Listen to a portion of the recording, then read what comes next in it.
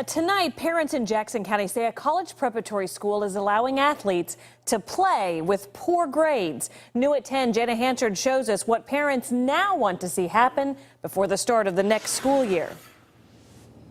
Well, right now, Kansas City Public Schools is working on creating a policy for higher standards for their student athletes. Shawnee Mission has already created a separate policy for higher standards for their athletes, and that's what parents tonight, that's what they pressed the board about this evening. They want students to push beyond a 1.5 GPA.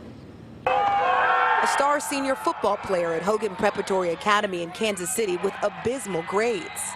Terrible. He didn't graduate on time. He's carried probably a D average majority of this year. The single mother of 3 tried pulling her son out of football for a semester as punishment. But she eventually allowed him to go back, fearing he'd end up getting in trouble on the streets. And I started attending school at night, and I just didn't want to leave my kids at home doing nothing while I'm at work for 8 hours a day and then in school 2 to 3 additional hours a night. Like most high schools in the state, Hogan Prep follows the rules of the Missouri State High School Activities Association, which allows students with a 7-hour day to play a sport if they pass 80% of their classes.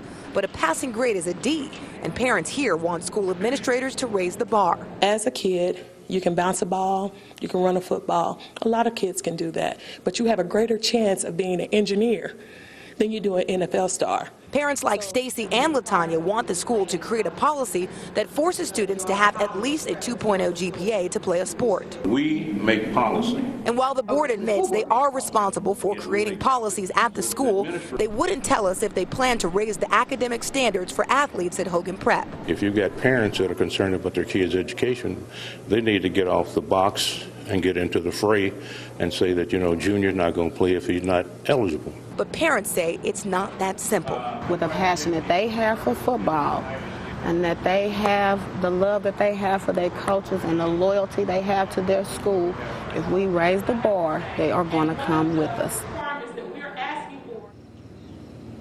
Well, we did receive a statement from the superintendent, Dr. Danny Tipton. He says, quote, "We are open to the concerns of our parents and community and will work hard to ease their minds that we are here for all students, regardless of what academic level they arrive." And you can read that full statement on our website, KSHB.com. Reporting live at Hogan Prep, Jenna Hanchard, 41 Action News.